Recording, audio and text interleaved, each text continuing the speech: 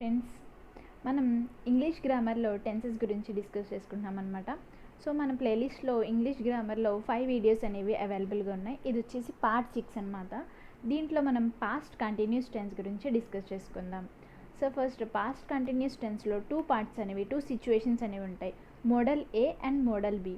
2 సిచ్యువేషన్స్లో ఎలా యూజ్ చేస్తాం, స్ట్రక్చర్ ఏంటి, దాని యొక్క డెఫినేషన్, అసలు ఏ టైంలో యూజ్ చేస్తారు, అలాగే దాని యొక్క టైం ఇండికేషన్స్ ఏంటి, దాని యొక్క ఎగ్జాంపుల్స్ ఏంటి, ఏ ప్రొనౌన్స్కి ఏ హెల్పింగ్ వెబ్స్ యూజ్ చేయాలి, మనం ఇప్పుడు డిస్కస్ చేసుకుందాం.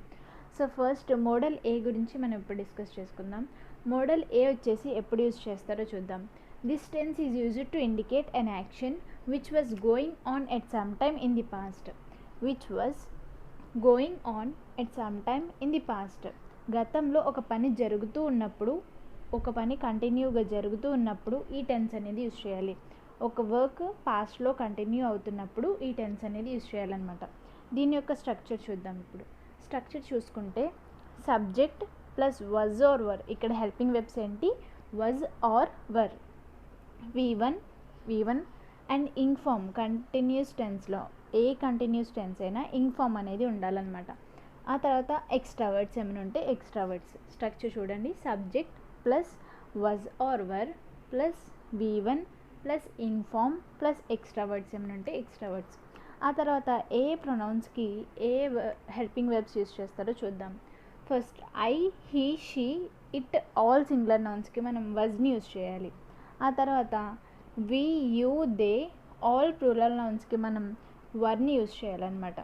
ఆ తర్వాత టైం ఇండికేషన్స్ ఏంటో చూద్దాం. పాస్ట్ కంటిన్యూస్ టెన్స్కి టైం ఇండికేషన్స్ చూద్దాం. అసలు టైం ఇండికేషన్స్ అనేది ఎందుకు యూజ్ చేస్తారు?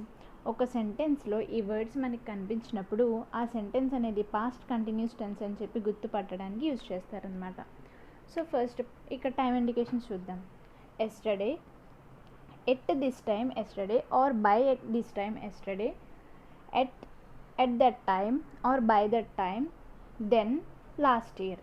ఈ 5 అనేవి పాస్ట్ కంటిన్యూస్ టెన్స్లో టైం ఇండికేషన్స్ అనమాట. ఆ తర్వాత ఎగ్జాంపుల్స్ చూద్దాం. ఎగ్జాంపుల్స్ ఏమున్నాయి చూద్దాం. I was waiting for you yesterday. నిన్న నేను నీ కోసం వెయిట్ చేస్తూ ఉన్నాను. I was waiting for you yesterday. చూద్దాం. ఐ అనేది సబ్జెక్ట్ అనమాట. ఐ అనేది ఏంటి, సబ్జెక్ట్. ఇక్కడ మనం చెప్పుకున్నాం కదా ఐకి వజ్ యూజ్ చేయాలని. సో వజ్ అనేది హెల్పింగ్ వెబ్. ఐ అనేది సబ్జెక్ట్, వజ్ అనేది హెల్పింగ్ వెబ్. వెయిట్ అనేది V1 ప్లస్ ఇంగ్ ఫామ్, మనం చెప్పుకున్నాం కదా ఇంగ్ ఫామ్ ఉంటుంది. ఆ తర్వాత ఫర్ యూ, యూ అనేది ఆబ్జెక్ట్. ఆ తర్వాత ఎస్టర్డే అనేది టైం ఇండికేషన్ అనమాట. I was waiting for you yesterday. నేను నిన్న నీ కోసం వెయిట్ చేస్తూ ఉన్నాను. తర్వాత we were seeing A movie at this time yesterday. We were seeing A movie at this time yesterday. At this time yesterday అని చూడగానే మనం గుర్తుపట్టాలి ఏంటి, పాస్ట్ కంటిన్యూస్ టెన్స్ అని చెప్పి. ఏం చూడగానే ఎట్ దిస్ టైమ్ ఎస్టర్డే, నిన్న మేము ఈ సమయానికి మూవీ చూస్తూ ఉన్నాము అని చెప్పి దాని మీనింగ్ అనమాట. సో నెక్స్ట్ మోడల్ 2 గురించి మనం డిస్కస్ చేసుకుందాం. సో మోడల్ బి చూద్దాం. ఇప్పుడు మోడల్ బి ఏ సిచ్యువేషన్లో యూజ్ చేస్తాం అనేది చూద్దాం. This tense is used to indicate an action which was going on at some time in the past when another action takes place. అంటే పాస్ట్లోనే జరుగుతుంది ఇది కూడా, కానీ గతంలో ఒక పని జరిగేప్పుడు ఇంకో పని జరిగితే మనం మోడల్ బిని యూజ్ చేస్తాం అనమాట. ఒక పని జరిగినప్పుడు ఇంకో వర్క్ కూడా జరగవచ్చు అదే టైంలో. ఎగ్జాంపుల్ చూస్తే మనకు బాగా అర్థమవుతుంది. సో దానికన్నా ముందు టైం ఇండికేషన్స్ చూద్దాం. టైం ఇండికేషన్స్ ఏంటి, వెన్, వైల్, రెండే టైం ఇండికేషన్స్, వెన్, వైల్. ఆ తర్వాత ఎగ్జాంపుల్స్ చూద్దాం. When he came I was eating. ఆయన వచ్చినప్పుడు నేను తింటూ ఉన్నాను. అతడు వచ్చినప్పుడు నేను తింటూ ఉన్నాను అంటే అతడు వచ్చాడు, నేను తింటున్నాను. 2 వర్క్స్ జరిగినాయి. ఒక పని జరిగేప్పుడే వేరే వర్క్ జరుగుతుంది అనమాట. నెక్స్ట్ చూద్దాం. The students were playing when the teacher came.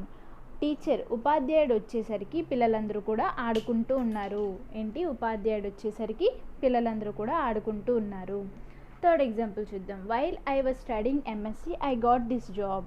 నేను MSc చదివేప్పుడు నాకు ఉద్యోగం వచ్చింది. నేను MSc చదివేప్పుడు MSc చదువుతున్నాను, ఉద్యోగం వచ్చింది. సో రెండు పనులు జరిగితే మోడల్ బిని మనం యూజ్ చేయాలి. సేమ్ స్ట్రక్చర్ ఉంటుంది. సో మోడల్ బిని మనం యూజ్ చేయాలన్నమాట. ఓకే ఫ్రెండ్స్, మనం నెక్స్ట్ వీడియోలో నెక్స్ట్ టెన్స్ గురించి డిస్కస్ చేసుకుందాం. Thank you.